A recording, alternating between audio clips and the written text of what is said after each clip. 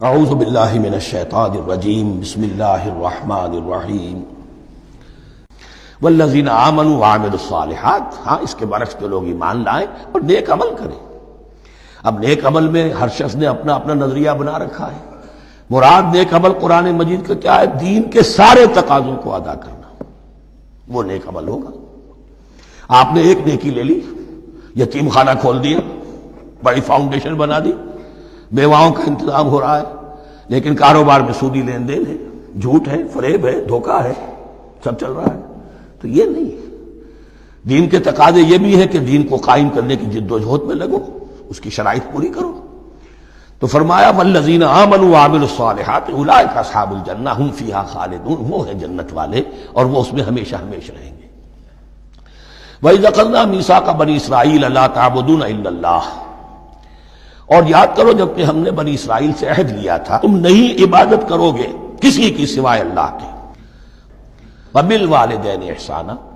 اور اس کے ساتھ دوسرا حکم، اور یہ اہم مقام ہے کہ اللہ کے حق کے فوراً بعد والدین کے حق کا ذکر قرآن مجید میں 4 مقامات پر آیا. ان میں سے ایک مقام یہ ہے وَبِالْوَالِدَيْنِ إِحْسَانًا. والدین کے ساتھ نیک سلوک کرو گے.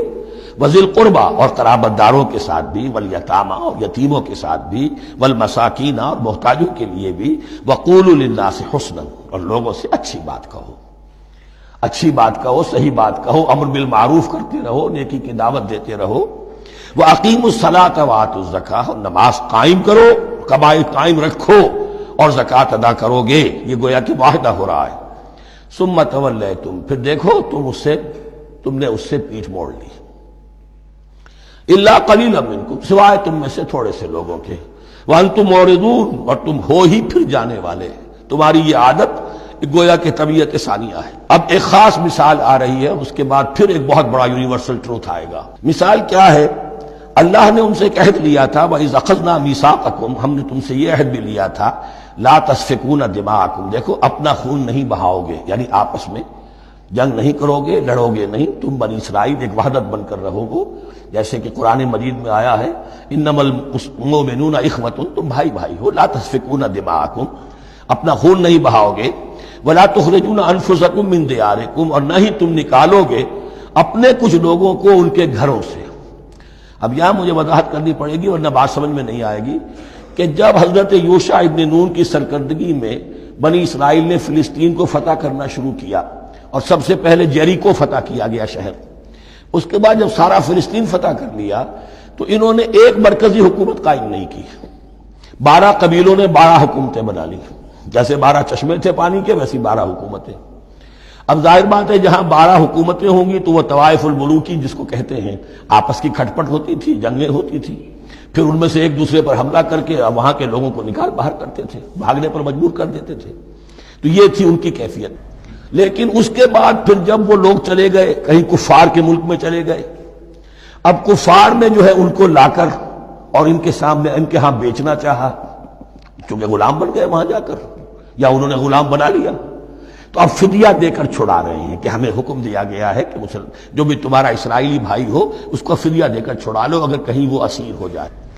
تو ایک حکم کو تو مانا نہیں اور دوسرے پر عمل ہو رہا ہے. حکم تو یہ تھا کہ آپس میں خون ریزی کرو ہی نہیں، وہ اس حکم کو تو توڑ دیا. لیکن بڑے متقیانہ انداز میں اب جو اس وقت اس کی وجہ سے جو غلام بن گئے یا اسیر ہو گئے، اب ان کو چھڑوا رہے کہ اللہ کا حکم ہے، شریعت کا حکم ہے. یہ ہے وہ تضاد جو مسلمان امتوں کے اندر ہو جاتا ہے. اس پر آئے گا وہ یونیورسل ٹروتھ. وَإِذْ أَخَذْنَا مِيثَاقَكُمْ لَا يَسْتَسْفِكُونَ دِمَاءَكُمْ. جب یاد کرو جب ہم نے تم سے عہد لیا تھا کہ تم اپنا خون نہیں بہاؤ گے. وَلَا تُخْرِجُونَ أَنفُسَكُم مِّن دِيَارِكُمْ. اور نہ ہی تم اپنے آپ کو، اپنے لوگوں کو ان کے گھروں سے نکالو گے. ثُمَّ أَقْرَرْتُمْ وَأَنْتُمْ تَشْهَدُونَ. پھر تم نے اقرار کیا تھا، اس عہد کو اور قول و قرار کو مان لیا تھا پورے شعور کے ساتھ، تشہدون مانتے ہوئے. ثُمَّ أَنْتُمْ هَؤُلَاءِ. پھر تم وہی ہو، تم ہی ہو وہ تو تقتلون أنفسكم. اپنے ہی لوگوں کو قتل بھی کرتے ہو. وَتُخْرِجُونَ فَرِيقًا مِّنكُم مِّن دِيَارِهِمْ. اور اپنے ہی لوگوں میں سے کچھ لوگوں کو ان کے گھروں سے باہر نکالتے ہو. تظاہرون علیہم بالاسم والعدوان. ان پر چڑھائی کرتے ہو گناہ کے ساتھ بھی اور زیادتی کے ساتھ بھی. وَإِن يَأْتُوكُمْ أُسَارَىٰ. اور اگر وہ قیدی بن کر تمہارے پاس آتے ہیں تفادوہم، تو اب تم ان کا فدیہ دے کر انہیں چھڑاتے ہو۔ وَهُوَ مُحَرَّمٌ عَلَيْكُمْ إِخْرَاجُهُمْ، حالانکہ ان کا تو نکالنا ہی تم پر حرام کیا گیا تھا۔ اب یہ واقعہ آپ نے پڑھ لیا، سمجھ لیا، اب دیکھیے اس سے جو سبق ہے، مورل لیسن ہے جو ابدی ہے، اَفَتُؤْمِنُونَ بِبَعْضِ الْكِتَابِ وَتَكْفُرُونَ بِبَعْضٍ، تو کیا تم ہماری شریعت کے ایک حصے کو مانتے ہو اور ایک کو نہیں مانتے؟ اب دیکھیے یہ الفاظ اب ہوں گے تعویل عام، جہاں کہیں بھی یہ طرز عمل ہوگا تو یہ آیت اس کو کور کرے گی۔ افتؤمنون ببعض الکتاب وتکفرون ببعض، تو کیا تم مانتے ہو ہماری کتاب کے ایک حصے کو اور ایک کو نہیں مانتے؟ فما جزاء من یفعل ذلک منکم، تو نہیں ہے کوئی سزا اس کی جو یہ حرکت کرے تم میں سے، الا خزی فی الحیات الدنیا، سوائے اس کے کہ دنیا کی زندگی میں رسوائی ہو، ذلت ہو، ویوم القیامہ، اور قیامت کے دن یردون الی اشد العذاب، وہ لوٹا دیے جائیں شدید ترین عذاب میں۔ وما اللہ بغافل عما تعملون، اور اللہ تعالیٰ غافل نہیں ہے اس سے جو تم کر رہے ہو۔ آج امت مسلمہ پر 100% یہ آیت منطبق ہو رہی، پورے دین پر چلنے کو تیار نہیں۔ ہر گروہ نے کوئی ایک شے حلال کر لی اپنے لیے، ملازم پیشہ طبقہ ہے، رشوت حلال ہے، کیا کرے اس کے بغیر گزارا نہیں ہوتا۔ کاروباری طبقہ ہے، سود، کیا کرے اس کے بغیر تو یہ کاروبار چلتا نہیں۔ فلاں ہر ایک کے لیے، ہر ایک نے تو نیکی اور بدی کا ایک امتزاج ہے۔ کل دین جب تک وہ نہ ہو تو اس کی سزا یہ ہے خزی فی الحیات الدنیا، وہ ہمارے اوپر ہے ضربت علیہم الذلۃ والمسکنہ، وہ خز اور وہ ذلت اور مسکنہ تھوپ دی گئی ہے۔ باقی رہ گیا قیامت کا معاملہ، ویوم القیامت یردون الی اشد العذاب، شدید ترین عذاب میں۔ تو اپنے طرز عمل سے تو ہم اس کے مستحق ہو گئے ہیں، باقی اللہ تعالیٰ کی رحمت جو ہے دستگیری فرما لے اس کا اختیار ہے۔